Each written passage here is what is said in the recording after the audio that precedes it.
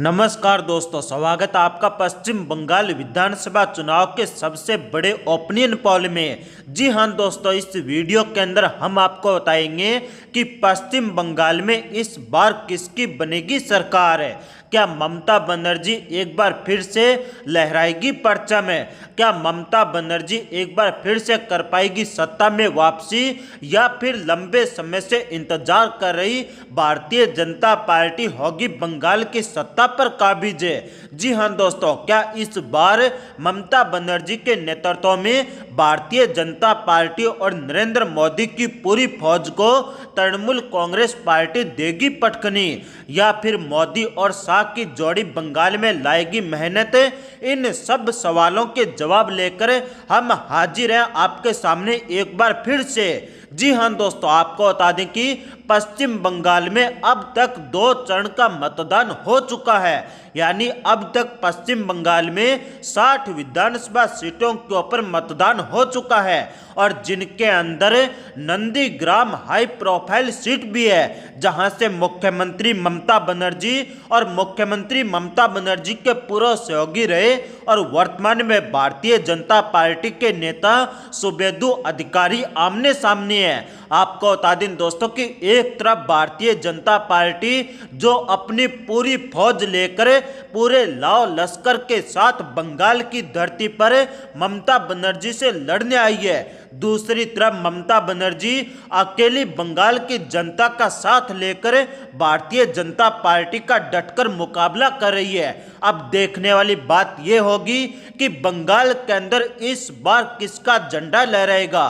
क्या बंगाल के अंदर एक बार फिर से तृणमूल कांग्रेस पार्टी का झंडा आसमान की ऊंचाइयों को छुएगा, या फिर भारतीय जनता पार्टी के सरताज नरेंद्र मोदी और गृह मंत्री अमित शाह के दम पर बंगाल की धरती पर भगवा लहराएगा? ये बात तो आने वाला समय ही बताएगा। लेकिन ओपिनियन पोल क्या कहता है कि किसकी बनेगी इस बार बंगाल में सरकार? क्या इस बार बंगाल के अंदर एक बार फिर से धर्म यानी सांप्रदायिकता के ऊपर धर्मनिरपेक्षता भारी पड़ेगी? जी हां दोस्तों, चलिए एक एक विधानसभा सीट के बारे में आपको बताते हैं कि कहां पर क्या समीकरण रहने वाले हैं। आपको बता दें दोस्तों कि पहले चरण में जिन 30 विधानसभा सीटों के ऊपर मतदान हुआ था, वहां पर 2016 के चुनाव के अंदर तृणमूल कांग्रेस पार्टी ने लगभग क्लीन स्वीप किया था। तृणमूल कांग्रेस पार्टी ने पहले चरण की 30 विधानसभा सीटों में से 27 विधानसभा सीटों के ऊपर जीत दर्ज की थी, तो वहीं पर भारतीय जनता पार्टी के खाते में मात्र 1 विधानसभा सीट आई थी, जबकि 2 सीट कांग्रेस पार्टी और उनके गठबंधन के खाते में गई थी।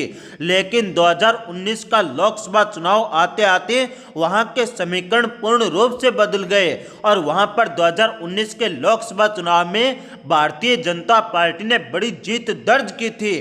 तो इस बार के यानी 2021 के विधानसभा चुनाव में उन यानी पहले 30 विधानसभा सीटों के समीकरण काफी कॉम्प्लिकेटेड माने जा रहे हैं। आपको बता दें दोस्तों कि पहले चरण के 30 विधानसभा सीटों के ओपिनियन पोल के मुताबिक ममता बनर्जी 21 से 22 सीटों के ऊपर जीत दर्ज कर रही है, तो वहीं पर 5 से 6 सीटों के ऊपर भारतीय जनता पार्टी जीत दर्ज कर रही है, तो वहीं पर 1 से 2 सीटों के ऊपर कांग्रेस पार्टी का गठबंधन सिमटता हुआ नजर आ रहा है। अब अगर बात करते हैं दूसरे चरण की 30 विधानसभा सीटों की, तो यहां पर भी 2016 के चुनाव के अंदर ममता बनर्जी ने एक तरह से क्लीन स्वीप किया था, और ये इलाका आदिवासी इलाका कहलाता है।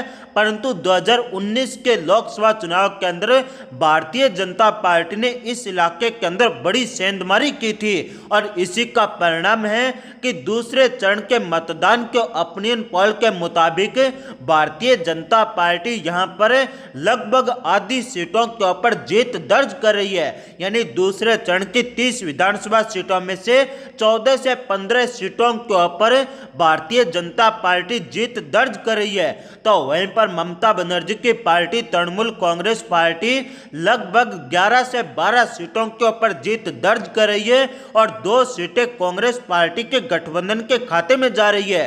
अब बात करें अगर नंदीग्राम विधानसभा सीट की, तो यहां पर ममता बनर्जी को किसी भी प्रकार की मुश्किल नहीं है।